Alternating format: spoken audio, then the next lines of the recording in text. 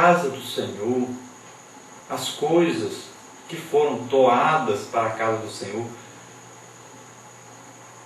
coisas que o povo de Deus, com sacrifício, pessoas humildes, simples, que contribuíram, ajudaram, se esforçaram, muitas vezes faltou até na sua mesa alguma coisa para poder contribuir e ajudar. E essas pessoas acham que as coisas de Deus não valem nada, não têm valor, podem fazer o que quiser, podem destruir, construir, acabar, fazer o que quiser com as coisas de Deus. Então tomemos cuidado com isso. Aqueles filhos de Eli levaram a arca, mas perderam a guerra e morreram. Levaram a arca, mas não levaram Deus. Levaram o objeto, mas Deus não estava ali. Não estava com eles. Deus não ia apoiar pecado, apoiar gente que vive de qualquer maneira. Ele retirou a sua mão.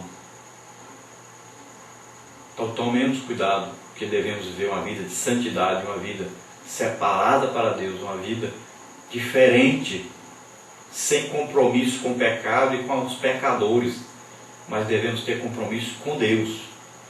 Jeremias é chamado então a pregar na porta do templo, a parte 1. Então a nossa pergunta número 4, por que a porta do templo? Não seria mais como o altar ou a praça central de Jerusalém? Por que teria o profeta de proclamar a palavra de Deus num lugar nada convencional? Então o profeta poderia falar ao povo na praça de Jerusalém. Se ele queria falar aos sacerdotes, o sumo sacerdote e os sacerdotes, ele poderia falar lá dentro, no átrio, ou no lugar santo, onde os sacerdotes sempre estavam. Se ele queria falar aos reis, ele poderia ir lá no palácio falar com o rei, falar com sua família. Então, se ele quisesse falar com os profetas, que profetizavam coisas erradas, ele poderia ir lá na reunião dos profetas.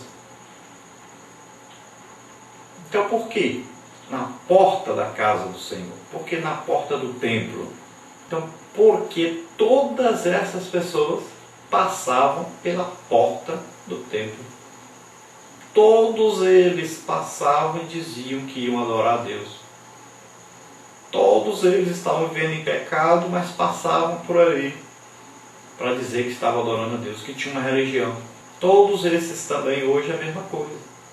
Todos vivem em pecado, mas sempre estão passando por uma casa onde dizem que estão indo ali prestar um culto a Deus, para se justificarem diante da família, diante da sociedade, e até pensam que estão se justificando diante de Deus.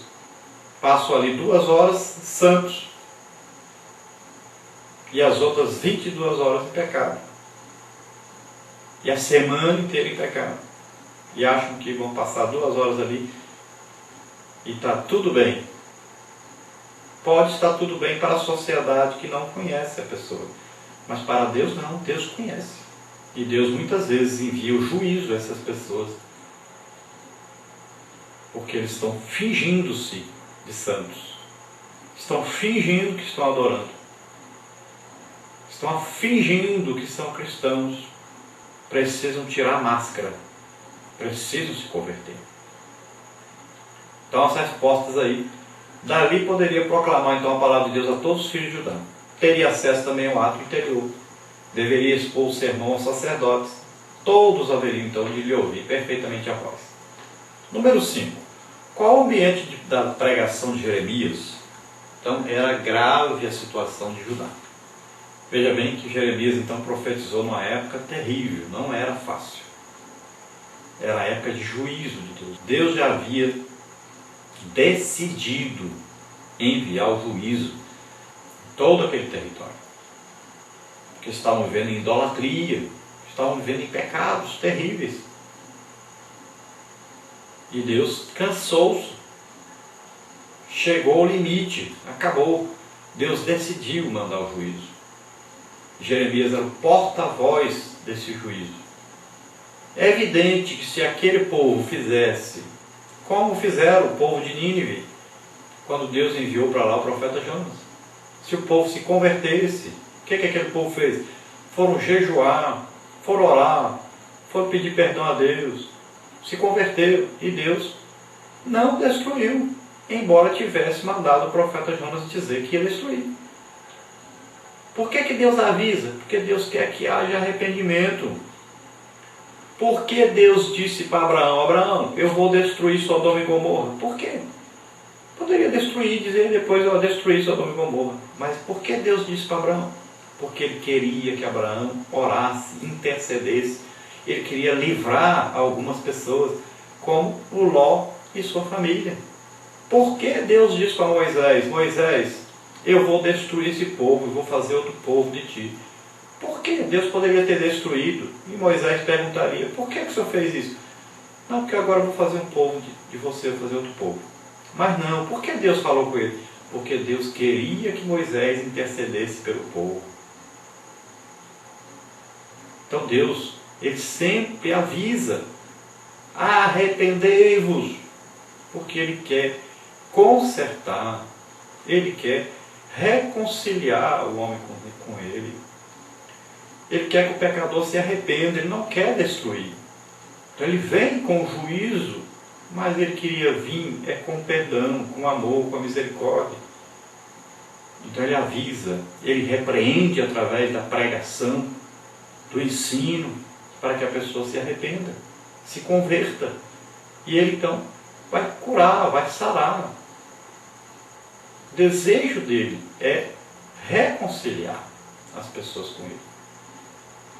Então, a situação de Judá era grave, porque eles não se arrependiam. Achavam que porque o templo estava entre eles, poderiam continuar pecando. E Deus daria um jeitinho. Deus não os destruiria. E eles continuariam no pecado. Era como os dois ladrões na cruz. Um se arrependeu. Um desejava realmente a comunhão com Deus. Não queria mais roubar. Mas o outro queria que Jesus o livrasse da cruz para ele continuar roubando. Então aquele povo estava desse jeito. Queria ser livre para continuar pecando. Não queriam que houvesse destruição para continuarem pecando. E não para servir a Deus. Então a situação era terrível. O juízo estava mesmo para vir sobre eles, de repente. Número 6. Qual a nossa responsabilidade ao expormos a palavra de Deus? Então, nesses últimos dias, insta-nos o Senhor a expor a sua palavra, tanto ao mundo quanto à igreja. Proclamemos toda a palavra de Deus enquanto é tempo. Confirmemos o restante que está para morrer. Não compactuemos com o mundo. Preguemos que Cristo em breve virá buscar os santos. Devemos primar por uma vida de santidade, como está escrito em 1 Pedro 1,15. Sede vós também santos em toda a vossa maneira de viver. Devemos ser achados com azeite do Espírito para recepcionar o noivo. Proclamemos a palavra de Deus com amor, ousadia e integridade. Então veja só, esse é o tipo de pregação que precisamos fazer, tanto fora da igreja como dentro da igreja, com ousadia, com integridade.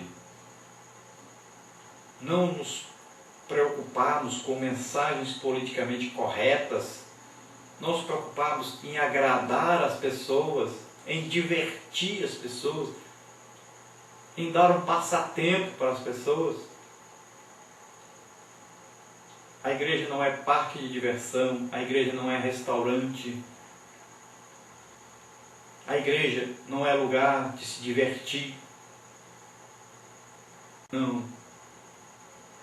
A igreja é lugar de nós adorarmos a Deus, de nós aprendermos de Deus, de sermos corrigidos por Deus, de nos arrependermos dos nossos pecados e de termos também a presença de Deus conosco. Número 2, a mensagem de Jeremias. Então, pergunta número 7, qual o alcance da mensagem de Jeremias?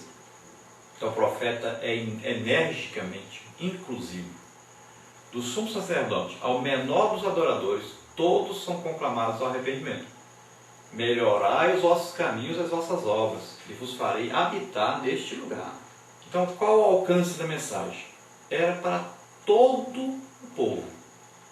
E agora, inclusive, incluído aí nisso, os sacerdotes, os profetas, o sumo sacerdote, o rei, a sua família.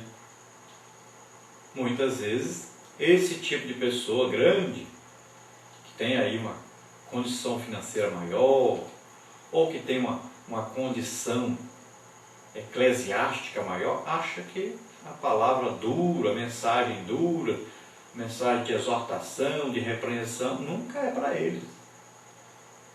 Não pode mexer com eles. São grandes. E muitas vezes